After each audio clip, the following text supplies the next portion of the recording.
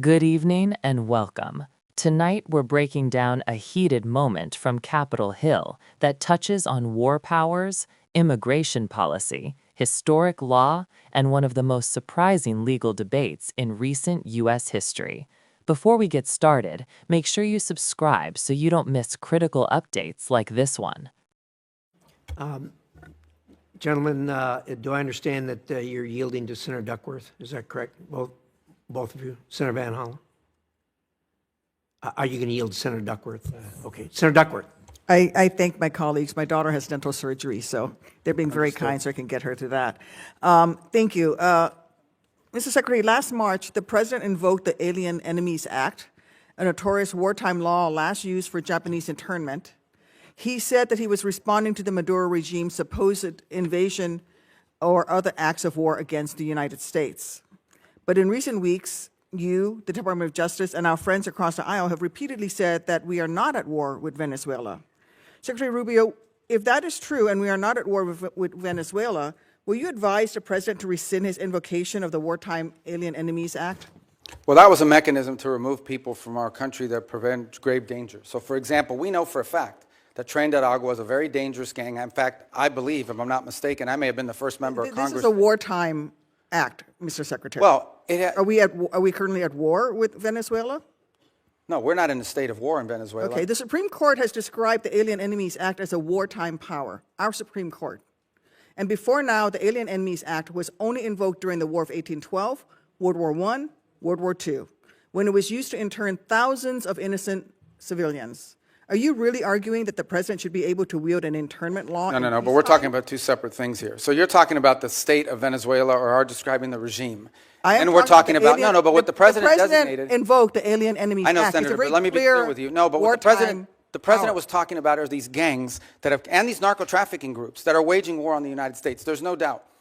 These groups have waged war on the United States. They have waged, for example, Trinidad was not just a criminal gang presence in our street. It is a criminal gang directly responsible for narco-trafficking. The Trump administration has acknowledged that the vast majority of the men it rounded up and deported to torture under this law had no criminal records whatsoever. We didn't torture Independent, over 75%. Who did we torture?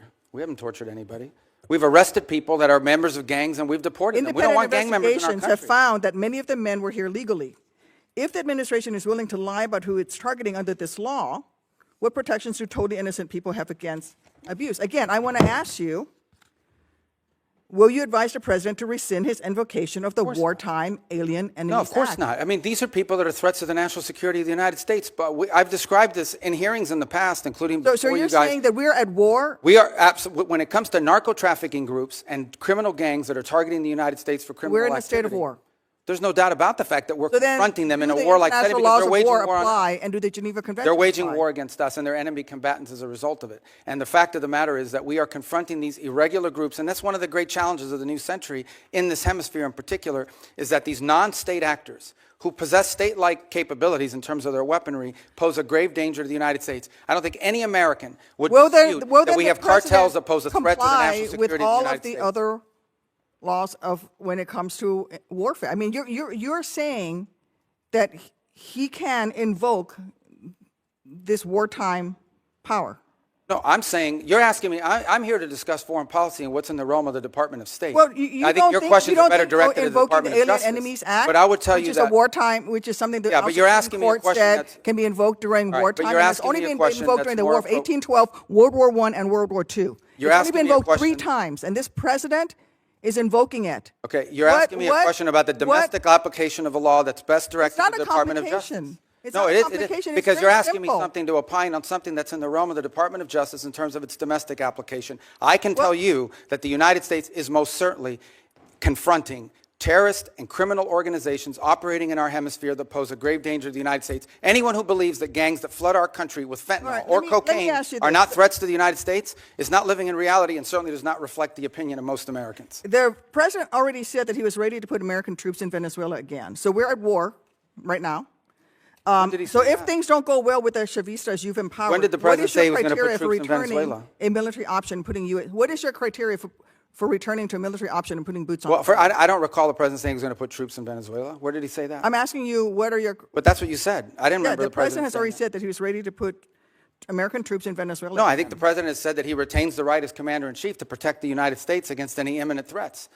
Maybe that involves troops, maybe that involves air power. We hope, but we don't anticipate that being the case in Venezuela. I worry that you are playing fast and loose with our nation's Well, I just gave you military. And let me testimony just here say, for I just want to conclude by Yeah, saying, but I just gave you testimony of how well things are moving forward, not as fast as but everybody you would like. also said So that why- in 6 or 9 months, if things don't go well, you're going to have to do something else. And the president's already said that he's not ruled out the military option. And you've also just said that, yes, we are at war. The president has But wartime every powers. president retains so the power to use military to it's reasonable for me protect- to ask you, And I gave you a very specific example. Every president retains the right to defend the United States against an imminent threat. Yes, if there are just give you an example, Iranian drones deployed in Venezuela that could threaten the United States, we most certainly will address that, even if it's located in Venezuela. But we hope we don't get to that point. We don't expect to get to that point. I don't think that We're not trending in that direction. That's a fact. But that said, on the the one people of hand, America people are here are worried that unhappy this we're is a president cooperating who with engages Venezuela. in yet On the other hand, another they want us to forever go to war, with Mr. them. Secretary. What's We that? don't need to be in another forever war, and that is the path that we are going towards. And let me just say, Well, how are we let me going towards a conclude- let me forever just- let war me if we're just dealing with conclude. we're Well, dealing you're with not Delcy ruling out a Rodriguez every military day? option. You're not going to ask him to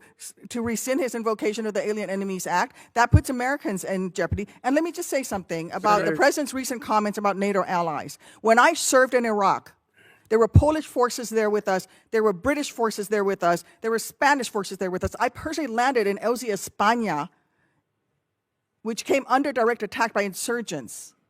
Polish troops who worked with the Illinois military, with the Illinois National Guard for 30 years, died in Afghanistan, Mr. Secretary. All the So I president just wants wanna is for say NATO to is have that more our NATO capabilities. allies have stood beside wants us, our allies to and have more we naval- need to maintain the strength of that alliance. I get it. yield All back. the Senator, your president wants is our time's allies. up. Not making much progress here.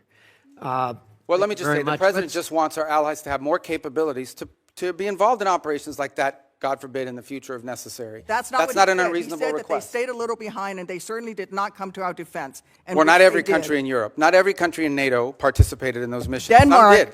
Denmark suffered some of the greatest military casualties. There's no doubt that many of our allies have stepped forward and provided assistance to us, and there are many others that simply don't have the capability to do it now or in the future. That's not what the president said. So Senator that's what he Lee, was pointing to. At a recent Senate Foreign Relations Committee hearing, Secretary of State Marco Rubio faced tough questioning from lawmakers, particularly Senator Tammy Duckworth, over the Trump administration's invocation of a 1798 statute called the Alien Enemies Act. What was meant to be a routine confirmation of U.S. policy toward Venezuela quickly turned into a constitutional, legal, and ethical flashpoint that viewers need to understand. Subscribe if you value clarity in complex political issues.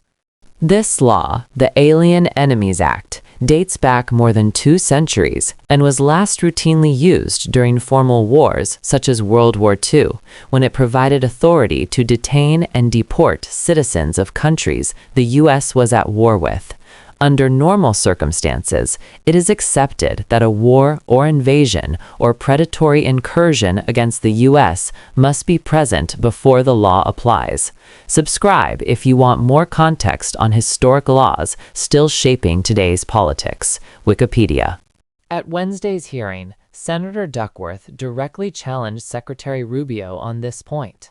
If the U.S. is not at war with Venezuela, should the president withdraw the invocation of a wartime act? Rubio answered that while the U.S. is not in a state of war with Venezuela, gang violence, he said, constitutes a war-like setting. This distinction underscores a key argument from the administration that criminal networks can trigger extraordinary powers normally reserved for wartime. Critics argue that stretching a centuries-old wartime law to cover gang activity sets a dangerous precedent, bypasses normal immigration and criminal procedures, and risks civil liberties. Critics argue that stretching a centuries-old wartime law to cover gang activity sets a dangerous precedent, bypasses normal immigration and criminal procedures, and risks civil liberties. CBS News, here's where it gets more complicated. In court fights last year, judges found parts of the administration's use of the Alien Enemies Act unlawful because it lacked evidence that an invasion, as the statute envisions. Other rulings ordered due process for those targeted under the act.